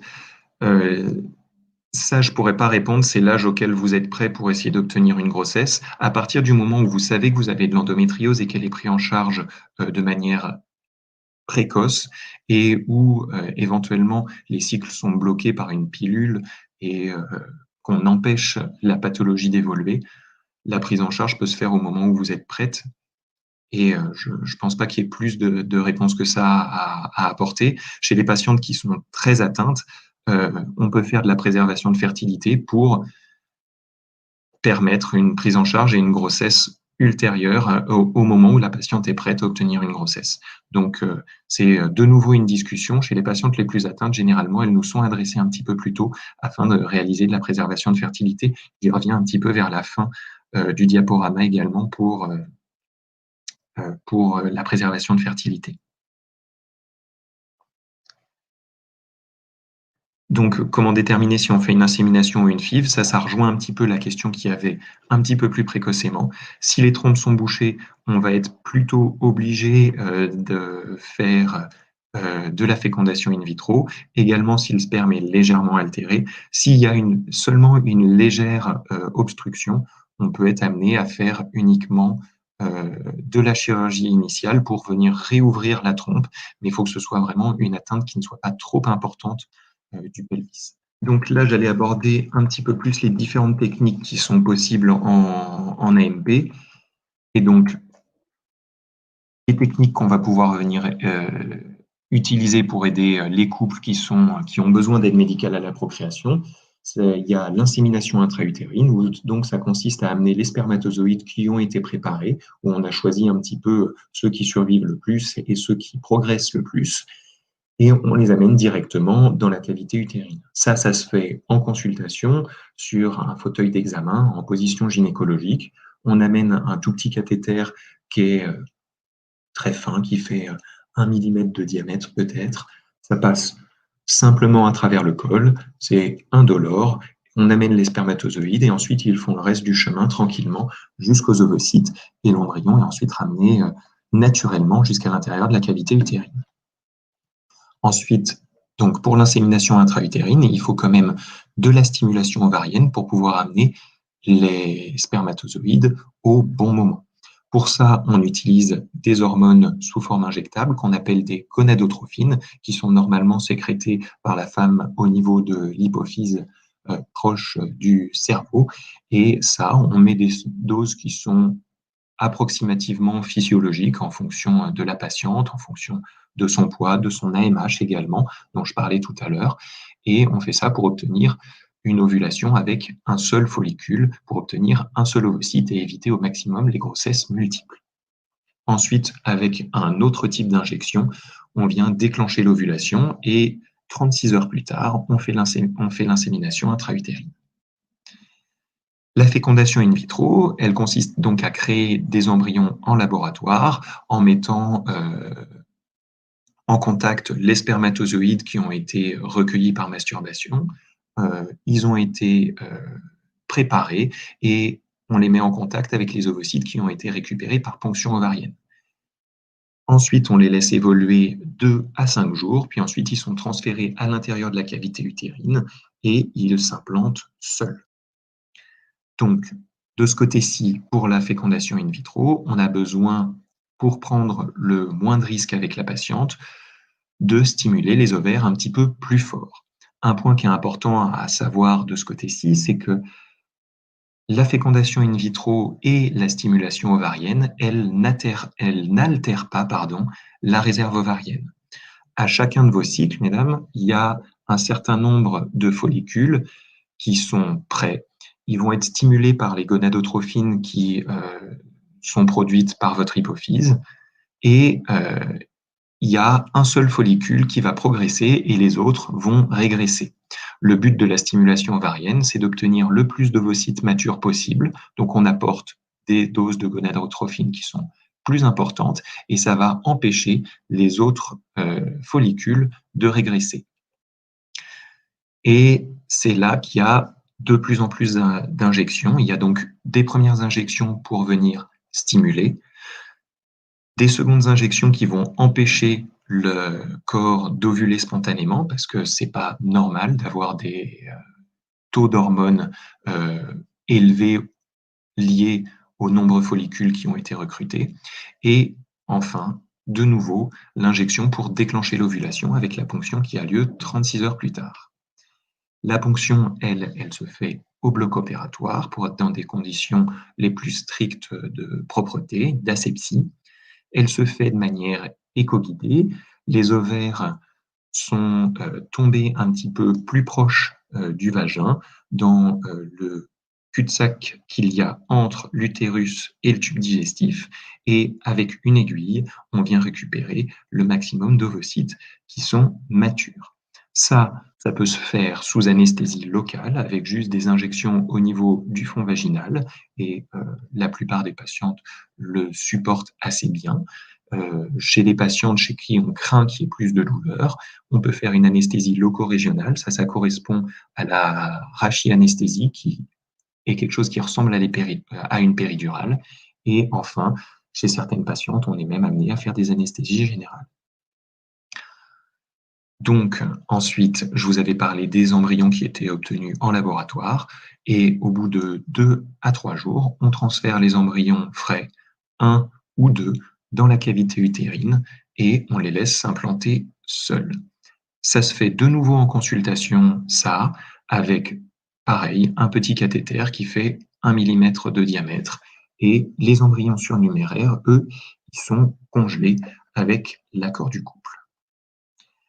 La dernière technique dont je parle, c'est la FIV-ICSI, où on injecte directement un spermatozoïde à l'intérieur de l'ovocyte, ce qui permet d'obtenir un embryon relativement. Enfin, ça, c'est une technique qu'on utilise, plus quand les spermatozoïdes sont assez altérés ou alors quand les techniques précédentes ont un petit peu échoué. Ça peut être une technique auquel on a recours quand on n'a pas particulièrement d'explication sur l'obtention d'embryons qui sont de moins bonne qualité ou des embryons qui s'implantent un petit peu moins bien.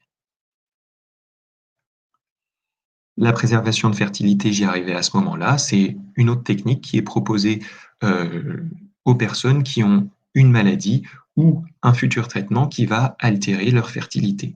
Donc c'est là que ça rejoint les patientes qui ont de l'endométriose avec une atteinte ovarienne qui va pouvoir venir grignoter petit à petit la réserve ovarienne. Et elle utilise globalement les mêmes techniques de stimulation. On récupère les ovocytes et on les congèle au laboratoire. Quand je dis congeler, c'est plus maintenant dans la plupart des laboratoires de la vitrification, où on plonge en fait les gamètes dans de l'azote liquide qui est à moins 196 degrés pour descendre très rapidement en température et empêcher qu'il y ait des petits cristaux d'eau qui viennent se former à l'intérieur des cellules qui pourraient les altérer. Et je pense que je vais faire directement cette diapositive-ci. Là, je revenais un petit peu sur les protocoles qui peuvent être utilisés pour la stimulation ovarienne. Il y a différents traitements qui existent. Généralement, donc, comme je vous disais, on essaie de bloquer les ovaires avec des œstrogènes. On attend que la patiente ait des règles à l'arrêt du traitement, si c'est une pilule par exemple. Il y a dans un premier temps la stimulation, puis le deuxième traitement qui va venir bloquer l'ovulation. Sur cet intervalle-ci, on fait des échographies et des prises de sang pour voir comment répondent les ovaires. Puis, au moment où ça nous semble opportun, on déclenche l'ovulation et comme je vous disais, on fait le recueil 36 heures plus tard avec la ponction et un recueil de sperme frais, si possible, le jour même, et le transfert, je vous disais, 2 à 3 jours plus tard. Ça, c'est un protocole qu'on appelle antagoniste parce qu'il utilise un traitement qui va venir empêcher l'hypophyse, comme je vous disais tout à l'heure, de venir sécréter des gonadotrophines spontanément. Le protocole antagoniste, là, il y a des noms de traitement, mais donc le protocole agoniste, c'est un protocole où on va donc venir bloquer un petit peu plus haut que l'hypophyse au niveau de l'hypothalamus, qui est l'étape supérieure qui permet les sécrétions de gonadotrophines. Si on vient donner trop de l'hormone qui vient faire sécréter les gonadotrophines, ça vient bloquer en fait le système. Et donc en apportant régulièrement, plutôt que le corps le produise de manière un petit peu ponctuelle, en apportant trop et régulièrement, ça permet de venir bloquer la production de gonadotrophines de la patiente et on en apporte nous-mêmes pour stimuler les ovaires. Et ensuite, la surveillance se fait de la même manière et on déclenche, comme je vous disais, avec une autre injection un petit peu plus tard. La ponction se fait toujours 36 heures plus tard et le transfert quelques jours ensuite. Combien d'embryons sont implantés lors d'une FIV? Alors, chez les patientes qui sont jeunes, on va avoir tendance à préférer le transfert d'un seul embryon parce qu'on essaye au maximum de limiter les grossesses multiples. Parce que lors de la prise en charge en ANP, on sait que même si on transfère un seul embryon, il y a un nombre de grossesses multiples qui est plus importante. Chez les patientes qui sont un petit peu plus âgées, on sait que les chances d'implantation sont moindres et donc on va avoir tendance à pouvoir accéder et en transférer deux généralement. Sinon, dans beaucoup de centres, la discussion se fait avec le couple, entre les biologistes, le clinicien et le couple. Que faire si beaucoup s'implantent et que devons-nous faire et que nous ne voulons pas de quadruplé? Ça rejoint plus une autre partie de notre spécialité qui va être en obstétrique. Il y a des possibilités parce qu'effectivement, des grossesses triples ou quadruples, ça peut être pourvoyeur de beaucoup de complications. Et donc, il y a des centres qui permettent de faire des interruptions sélectives de grossesse et qui viennent donc et qui permettent de diminuer donc les risques et on peut réduire les grossesses à uniquement une grossesse double. En cas de grossesse gémellaire, généralement, ce n'est pas accédé comme demande. Les accouchements des patientes atteintes d'endométriose sont-ils différents des autres? Généralement, non. Après, s'il y a des atteintes d'endométriose qui sont importantes au niveau abdominal, ça peut rendre certaines césariennes qui sont faites en urgence un petit peu difficiles par des phénomènes encore inflammatoires, de rétraction, d'épaississement des tissus. Mais dans le centre où je travaille, la plupart des patientes demandent une péridurale et donc les douleurs liées à l'accouchement sont diminuées. Mais il est vrai que les patientes qui sont atteintes d'endométriose, le fait d'avoir des douleurs chroniques et ce genre de choses peut donner une sensibilité qui est différente à la douleur. Et donc, je ne peux pas répondre totalement à cette question, ça va être vraiment au cas par cas. Mais sinon, les accouchements en eux-mêmes se déroulent de la même manière. Il n'y a pas plus de césariennes en tout cas. Autant de temps qu'on veut, tant qu'ils sont cryopréservés. Nous, dans notre centre, on a des couples qui ont des embryons qui sont conservés depuis 12 ou 15 ans, à qui on envoie des courriers régulièrement pour leur demander ce qu'ils veulent faire des embryons, s'ils veulent les conserver encore, s'ils veulent les donner à d'autres couples ou s'ils désirent qu'ils soient détruits.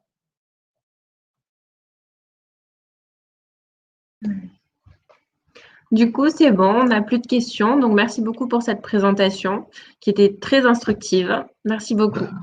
Merci à vous en tout cas pour l'invitation et Avec Avec plaisir. plaisir, bonne soirée. bonne soirée. Donc, maintenant, on va accueillir Madame Goetz-Collinet, qui est une des vice-présidentes d'Endo-France et qui va vous parler de son association.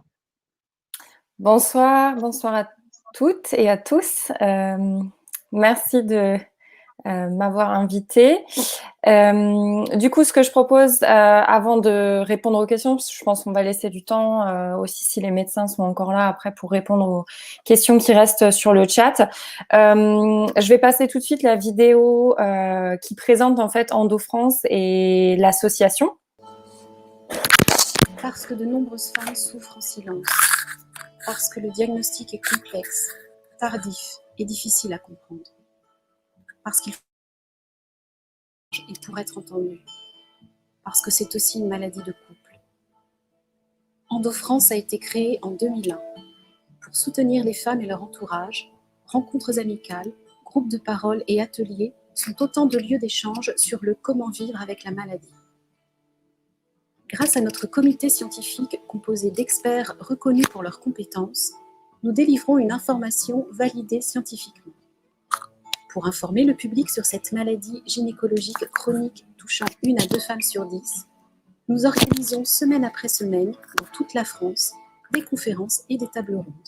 Pour compléter notre mission d'information, nous avons publié les idées reçues sur l'endométriose avec le soutien de spécialistes et avons coproduit le film « Toi, mon endo ». Ayant à cœur de faciliter un diagnostic précoce pour les adolescentes, nous menons des actions de sensibilisation dans les collèges et lycées et intervenons dans la formation des infirmières scolaires. Agissant depuis notre création auprès des pouvoirs publics pour la reconnaissance de la maladie, nous avons également rédigé un chapitre des recommandations pour la pratique clinique de l'endométriose, publié par la Haute Autorité de Santé et le Collège national des gynécologues et obstétriciens de France. Nous travaillons avec les autorités publiques à la mise en place des filières de soins dédiées à l'endométriose et intervenons dans diverses commissions ministérielles. Première association de lutte contre l'endométriose à être agréée par le ministère de la Santé en 2018, nous œuvrons sur le terrain en étant un pont entre institutions médicales et patients. Depuis 2016, nous avons versé plus de 150 000 € à différentes équipes de recherche dédiées à l'endométriose. Parce qu'association rime avant tout avec engagement et surtout dans le soi, EndoFrance a la chance d'avoir une marraine et un parrain très investis. Laetitia Milo œuvre à nos côtés depuis des années afin de sortir la maladie de l'ombre. Elle a créé en 2016 le tout premier spot de sensibilisation diffusé sur plusieurs chaînes TV, dont TF1. Thomas Ramos, rugbyman, témoigne en avril 2019 et lève le voile sur le difficile rôle du conjoint vivant au quotidien les difficultés que peut avoir la femme atteinte d'endométriose. Mais pour que les 3 mots d'EndoFrance, soutenir, informer, agir, puissent autant résonner sur le territoire national comme international, il faut également la force, le regard et l'investissement de plus de 110 bénévoles, de plus de 2300 adhérents et de plus de 60 000 followers. Un travail colossal où rigueur rime avec partage, où empathie rime avec action, où solidarité rime avec espoir. Je voulais partager encore quelques informations sur EndoFrance et l'actualité donc de l'association. En fait, nous avons très récemment, pour ceux qui nous suivent sur les réseaux, sorti un livre blanc sur endométriose et travail. Donc, il est disponible sur le site endofrance.org que je vous invite à consulter, du coup, qui est très intéressant pour toutes les patientes qui souffrent d'endométriose. La deuxième actu, je dirais, là, très récemment, c'est que pour la première fois dans notre existence, depuis nos 19 ans d'existence, on a touché une première subvention publique, donc le Fonds national de la démocratie sanitaire participe à ce qu'on puisse informer tout le monde sur la maladie. Et là, en l'occurrence, ça va nous servir à former Amandine, qui est une bénévole malentendante, pour faire des rencontres en langue des signes et informer également, du coup, les femmes qui souffrent d'endométriose, qui sont sourdes et malentendantes. Et sinon, le dernier point que je voulais aborder, on aura un live aussi la semaine prochaine, le 4 décembre, avec un de nos partenaires qui s'appelle MyYes Live, qui sera sur Facebook, avec pour focus la santé des femmes qui souffrent d'endométriose en confinement. Donc, ne ratez pas ça. Je pense que le clip a très bien résumé notre action, en fait, EndoFrance. Et du coup, ce que je propose, c'est qu'on puisse répondre aux questions qui restent dans la demi-heure, je dirais, qu'on a encore devant nous. La CUP peut-elle avoir un lien avec l'endométriose? J'ai pris au hasard, alors je ne sais pas qui veut répondre. Merci beaucoup, Josépha. C'est une bonne question, mais c'est très difficile de répondre à ça. Je ne sais pas si, Jocelyn, tu as un avis sur la question. Pour ma part, j'ai pas de notion qu'il y ait de la littérature dans ce sens-là. Non, je pense pas non pas non plus. plus. Ouais. Si on se rapproche à ce qu'on sait, ce que je disais tout à l'heure, il y a probablement 9 femmes sur 10 qui ont déjà du reflux tubaire avec ou sans cup. Donc en fait, probablement que ça n'a pas d'impact. En tout cas, il n'y a rien de démontré pour l'instant. Il n'y a pas de raison qu'un flux trop important remonterait plus particulièrement dans les trompes avec une cup.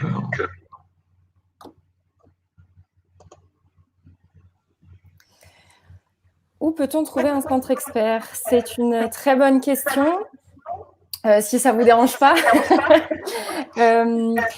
Alors, on revient un peu sur la notion de centre expert, même si le premier centre expert a été labellisé à Rouen. Mais comme l'ont très bien mis en lumière Dr Hébert et Dr Germain, l'important aussi, c'est de travailler en équipe pluridisciplinaire. Et souvent, ça ne veut pas dire du coup dans un seul centre, mais dans différents établissements peut-être au sein d'une ville et au sein d'une région.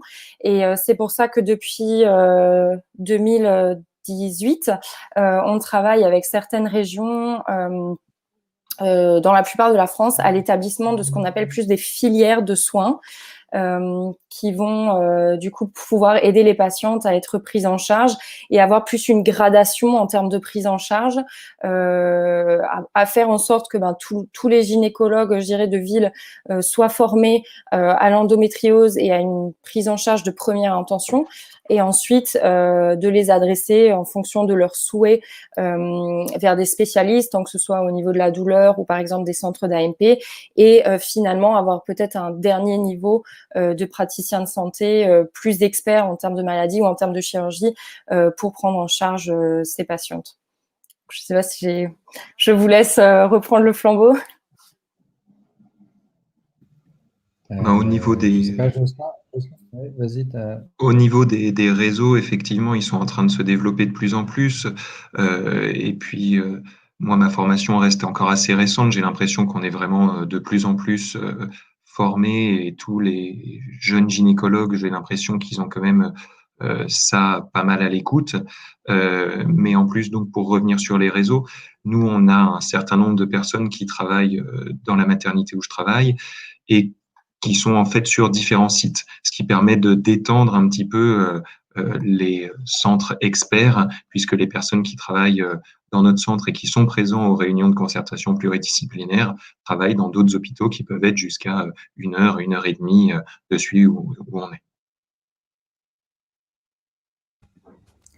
Oui, j'ajouterais un autre élément à ce que vient de dire Jocelyn, qui est très juste et qui est probablement vrai dans une grande partie des régions françaises, surtout les régions étendues, puisque les évolutions de la cartographie sanitaire vont vers le développement des GHT. Alors ça concerne les activités publiques.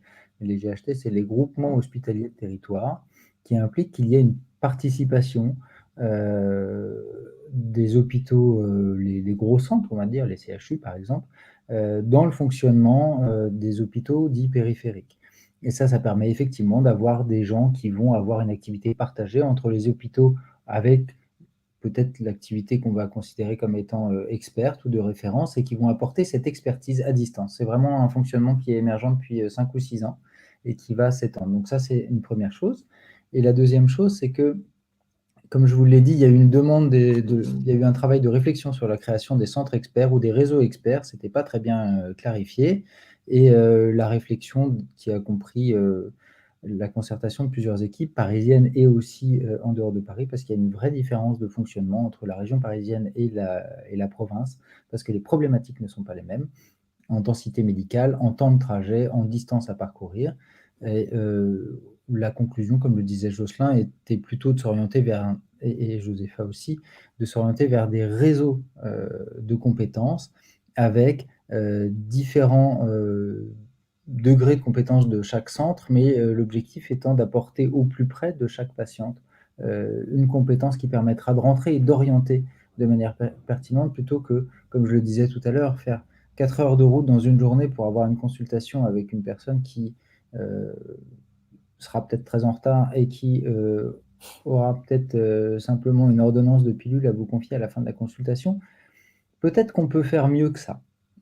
Voilà, alors ça, tout n'est pas remplacé. Il y a aussi un élément dont je n'ai pas parlé, mais qui peut être un vrai plus, et on l'a découvert avec le premier confinement et la première période du printemps, c'est le développement de la téléconsultation, qui est un vrai plus, et qu'aujourd'hui j'utilise plutôt avec bonheur, et qui, je pense, est aussi une réponse à ces avis qui sont souvent des avis techniques, et qui peuvent parfois justifier simplement une consultation ou une conversation en se voyant, c'est pas mal. Donc ça peut être aussi un relais.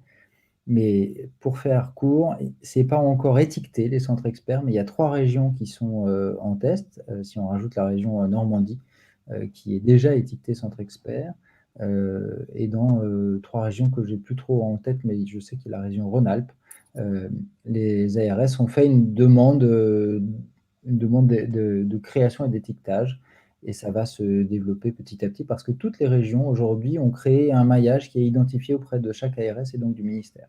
C'est juste pas officialisé. Je reviendrai éventuellement sur un dernier point par rapport au réseau et à la télémédecine. Depuis que je suis arrivé en Lorraine, il y a également quelque chose qui permet nos plateformes de réunion de concertation disciplinaire sont déjà en ligne et permettent à n'importe quel médecin inscrit sur la plateforme, ou qui soit en Lorraine, de présenter un dossier en y mettant les images et en décrivant la clinique de la patiente, en nous posant des questions, en proposant une prise en charge, et nous, on réfléchit sur le dossier et on peut apporter une réponse de cette manière.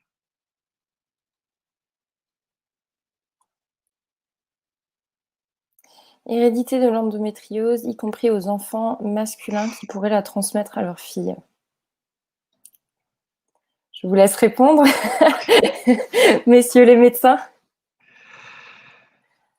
Tout à l'heure, on disait que c'était quelque chose qui était à explorer, mais pas encore totalement exploré. Donc, on sait qu'il y a des cas familiaux avec des patientes chez qui il y avait de l'endométriose chez leur mère, et éventuellement chez leur grand-mère. Et c'est comme ça qu'on se dit qu'effectivement, il y a des pistes à explorer au niveau génétique. C'est vrai qu'on pose moins de questions au niveau de la grand-mère paternelle. Donc, moi, j'aurais du mal à répondre à la question. J'ai pas mieux. Ça a été cherché en partie, hein. La cartographie génétique, elle est quand même bien avancée chez l'être humain, y compris dans les séries familiales. On n'a pas réussi à identifier un locus, en tout cas. Donc, il y aura probablement une réponse un jour. Ce serait pas surprenant, mais comme on l'a dit, c'est probablement multifactoriel. Et dans les cas familiaux, on peut aussi se poser la question des causes exogènes, c'est-à-dire des facteurs environnementaux, de l'alimentation, de toutes ces choses-là, qui peuvent être aussi une question. Et j'ajouterai un autre élément, il y a un élément culturel. Alors attention, je vais dire un truc pas politiquement correct, fermez vos oreilles, ou je ne vous donnerai pas mon adresse, mais il faut aussi savoir que dans un comportement, parce qu'on parle de personnes qui ont des douleurs chroniques, on a tendance à reproduire c'est vrai pour tous, notre référentiel, c'est notre environnement quand on est et quand on est élevé. Et quand on grandit avec des gens qui sont atteints de douleurs chroniques et qui le verbalisent, parce que même si les gens sont très courageux, il y a forcément un moment dans sa vie où on va verbaliser le fait qu'on ne soit pas bien, qu'on ait des douleurs, et le cercle familial est parfois ce moment où on va verbaliser. Et typiquement, quand on entend une petite fille de 9 ans qui n'est pas réglée dire j'ai mal au dos, ça ne lasse pas de me surprendre sur le fait que, et pourquoi cette petite fille verbalise en disant qu'elle a mal au dos. Est-ce que c'est pas parce qu'elle a déjà vu ça quelque part?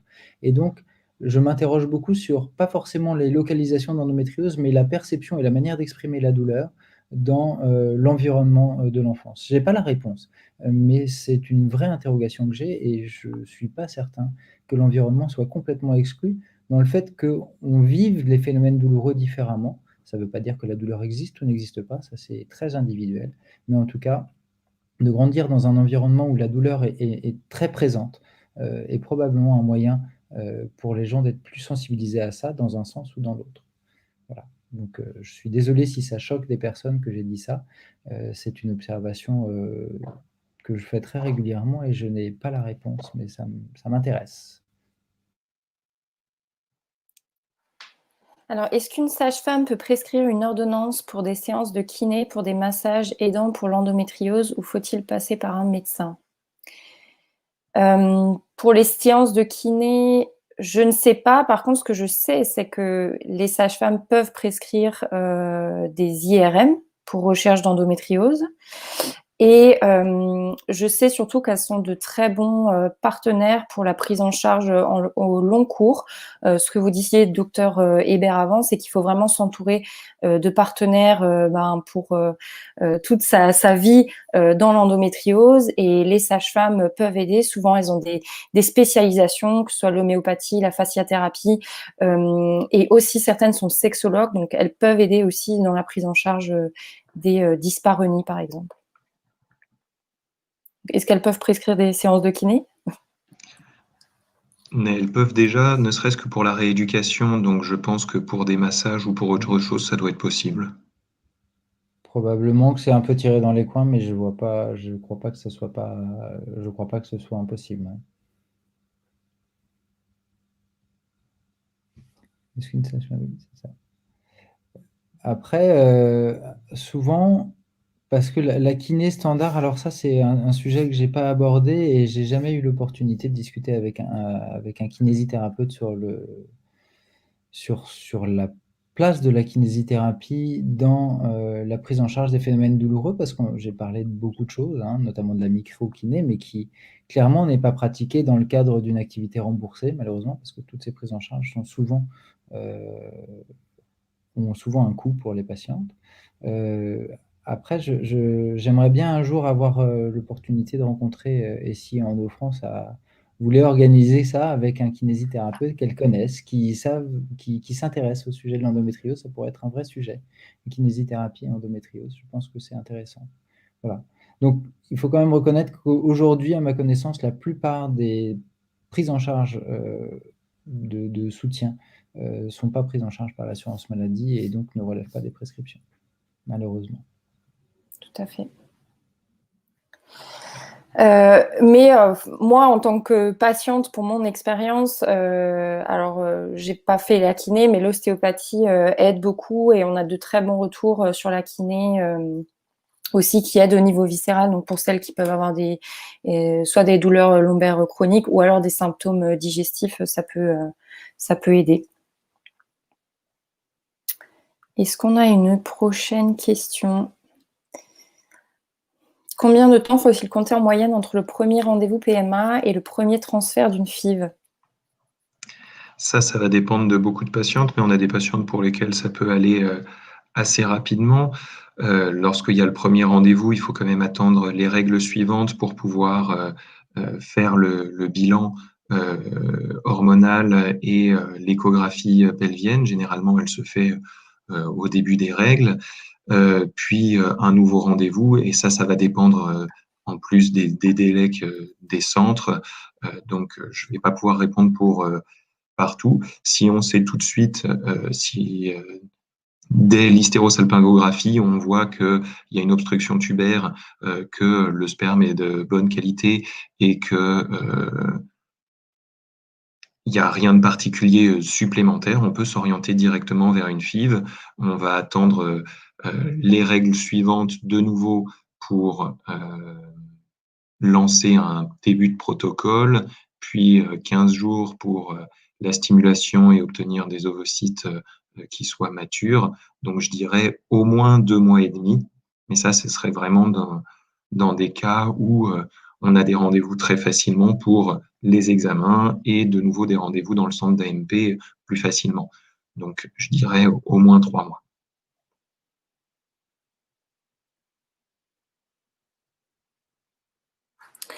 Pourquoi il n'existe pas plus de recherches autour de cette maladie aujourd'hui, quand on voit le nombre de femmes atteintes qui ne cesse d'augmenter? Effectivement, on se pose la question. Il n'y a pas, je dirais, de plan d'investissement au niveau national sur les recherches dans l'endométriose. Et malheureusement, à l'heure actuelle, c'est encore parfois les patientes qui doivent s'en occuper. Et là, je reviens sur le rôle d'Endo-France. Donc, nos 3 piliers, c'est soutenir, informer, agir. Et notamment dans le dernier, donc c'est agir contre l'endométriose. Et là, il y a le pilier de la recherche.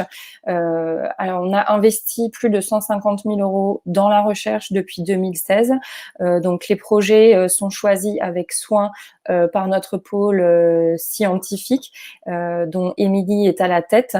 Bonjour Émilie, si tu nous regardes. Et du coup, voilà, ça nous permet de faire avancer la recherche, mais effectivement, ce n'est pas suffisant. Tout cela aussi pour dire que, comme je l'ai dit avant, Endo-France n'a pas de subvention. Donc, les fonds qui sont investis dans la recherche, en fait, sont tout ce qui nous vient en fait en dons et en adhésions. On ne fonctionne qu'avec les dons et les adhésions. Donc, c'est pour ça aussi que si vous souhaitez vous mobiliser pour la recherche, en adhérant à Endo-France, ça peut aider à la recherche.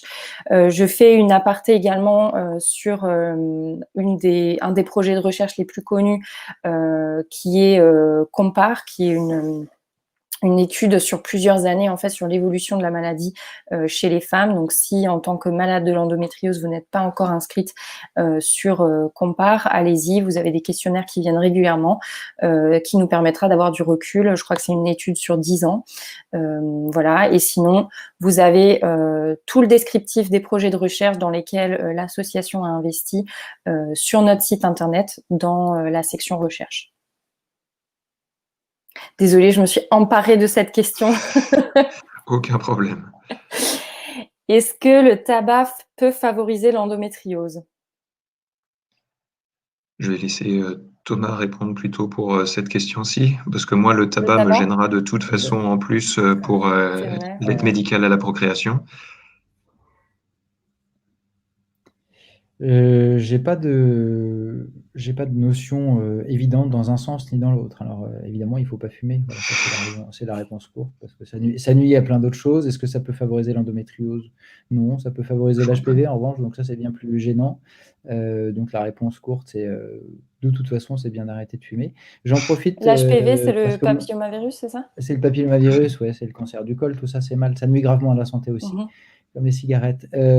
J'en profite puisque dans mon oreillette, on m'a dit qu'il y avait certaines mutuelles qui prenaient en charge des séances de sophrologie pour revenir sur les questions antérieures. Ouais.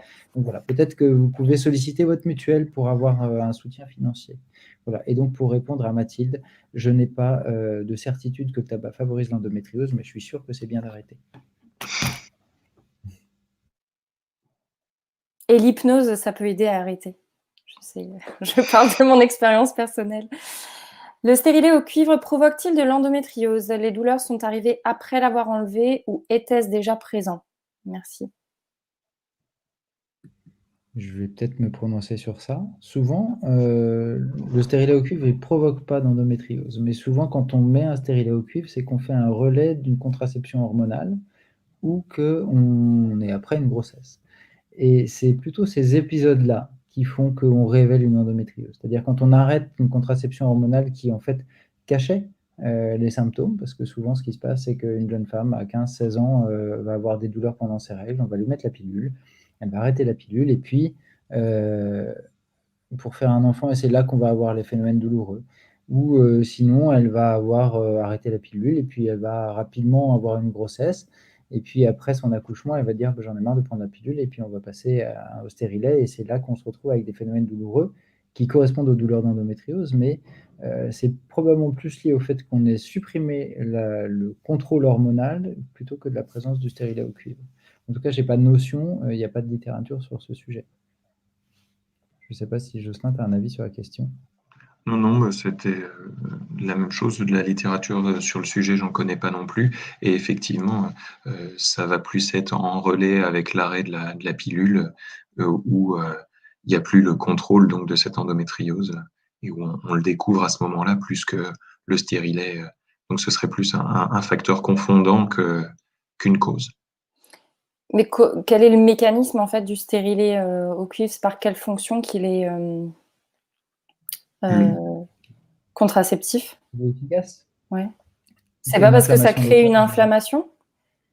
Une inflammation locale, oui, mais c'est pas, ça génère pas de l'endométriose. Ce qu'on peut avoir en revanche, c'est des saignements plus importants parce que l'inflammation fait une survascularisation de l'endomètre.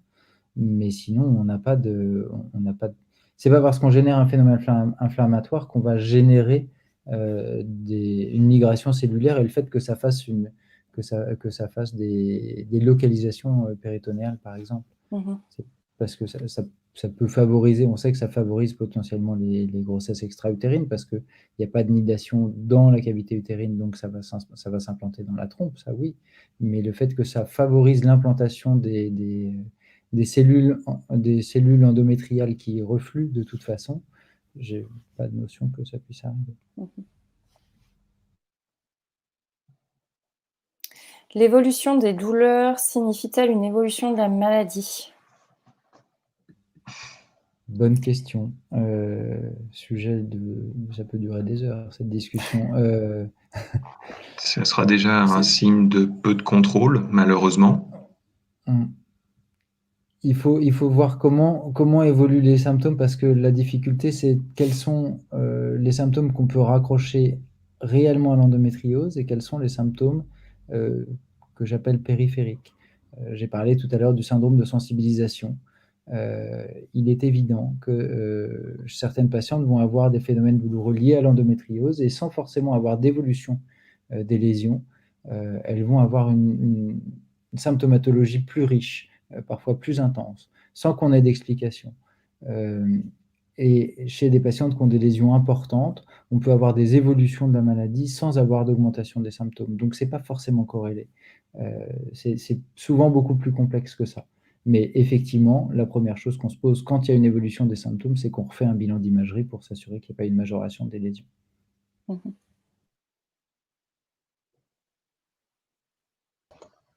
Bah écoutez, je pense qu'on a fait le tour des questions. Donc, merci beaucoup. Merci de nous avoir soutenus dans cette initiative, d'avoir pris le temps de participer. Et je pense que c'était très instructif pour tout le monde. Donc, vraiment, un grand merci à vous trois. Un grand merci. Merci à vous. Merci. Merci moi, pour j'ai une l'organisation. question. Combien on était? Alors, c'est monté à plus de 800. Et après, ça a fluctué tout au long. Bravo, magnifique réussite. Merci de nous avoir réunis et puis quand vous voulez. Merci Avec beaucoup. plaisir, merci beaucoup. Bonne soirée, au revoir. Bonne soirée à tous. Au revoir. Et merci à toutes les personnes qui se sont intéressées à ce sujet et qui ont assisté à cette conférence. Ça a été un plaisir pour nous de l'organiser et nous sommes très contents d'avoir pu le faire. Donc, merci beaucoup. Si jamais ça peut vous intéresser, vous pouvez toujours nous retrouver sur les réseaux sociaux, notamment si vous êtes intéressé par le fait de lire des témoignages de personnes atteintes d'endométriose. Vous pourrez les retrouver sur nos réseaux sociaux qui s'afficheront juste après. Et je vous souhaite une excellente soirée. Une très belle soirée.